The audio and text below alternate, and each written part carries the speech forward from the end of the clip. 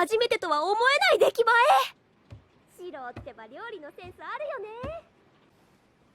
いただきます。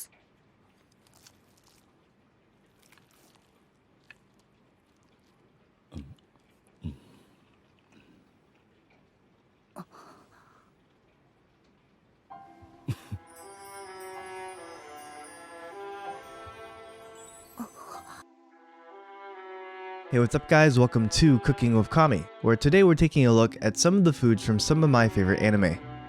Over the past year, I've rekindled my love for cooking and baking and thought it'd be cool to share it with y'all in this way. To start, let's go with Japan's favorite German dish, Hamburg steak, in the style of today's menu for the emiya family. We start by dicing half of an onion, all the while tearing up like you've just been reminded Spice & Wolf Season 3 will most likely never be a thing. Reserve half of them and we'll saute the rest in a pan with a little oil and salt on low to medium heat. We're looking to get a little color on them, so once they start turning a nice brown, you can put them off to the side. Next is the beef. I'm using some I got from the specialty Japanese store in my neighborhood for max authenticity, but shoot for 80-20 in your regular supermarket. Normally you use a mixture of both ground beef and ground pork, but the show only mentions beef. Season with a dash of salt and get to mixin'. No, not with the spatula, you got all natural spatulas already. Shiro uses his hands and so will we. Mix enough to combine, but you want to avoid overmixing here. Once everything's together and you've washed those meaty hands, add a third of a cup of breadcrumbs, Japanese panko breadcrumbs of course, 1 whole egg, a pinch of nutmeg, both the rest of the onion we chopped as well as the bit we sauteed earlier, and some freshly ground black pepper. Then there's, you guessed it, more mixing. To form the patties themselves, drop the meat from one hand to another. Emiya-san says this to remove the air. If you ask me, it's also just kind of fun. After you finish playing catch with yourself, shape them into patties about 1.5 centimeters thick. Or if you're a silly American like me, just over half of an inch.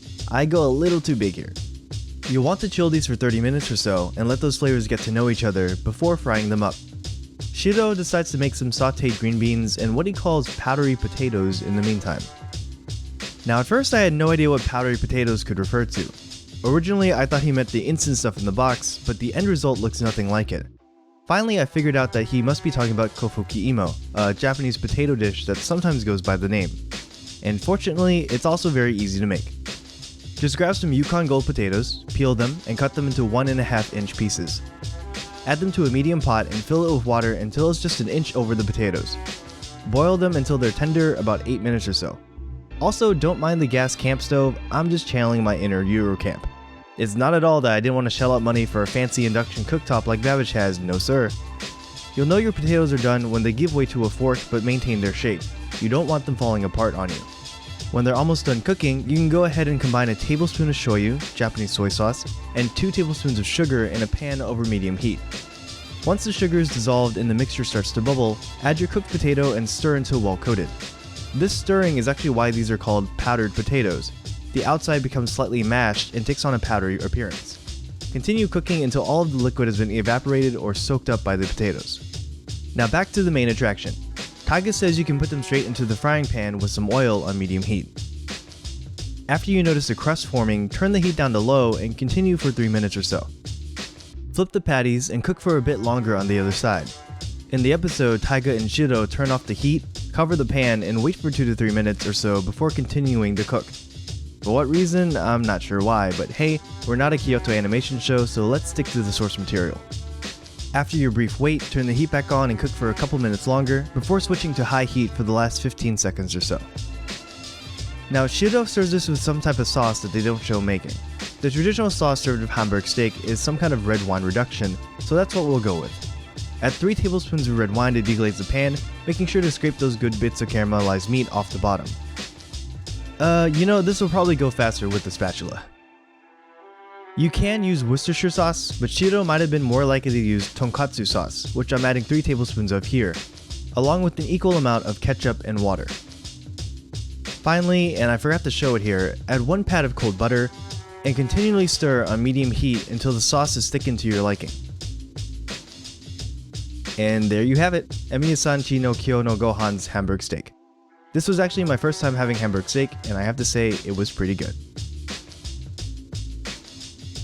But hey, judging your own cooking isn't exactly unbiased, so let's bring in some friends of mine to try it out.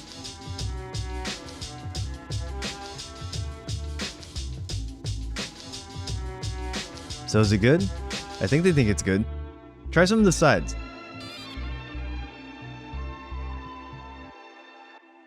No, not like that. No.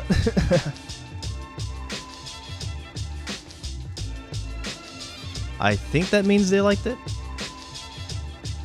Hey guys, thanks for watching. It's content that's certainly out there for me, but I did warn you that I'd have to dig kinda deep to pump out 12 videos in such a short amount of time. I'm no binging with Babish, but if you are at least a little bit entertained, consider liking and subscribing. All the recipe sources I use are in the description, so you can try them for yourselves. Big thank you to Irvam, Anime Stucco, Balloon BG, Quick Gamora, and all of my other patrons for their support. And a major thanks to Bakuretsu for sending me this fantastic Platinum Disco t-shirt. You can find it and more designs like it on bakuretsu.co. The link will also be in the description. And of course, if anything I said is wrong, I'm sorry. I must have stuttered.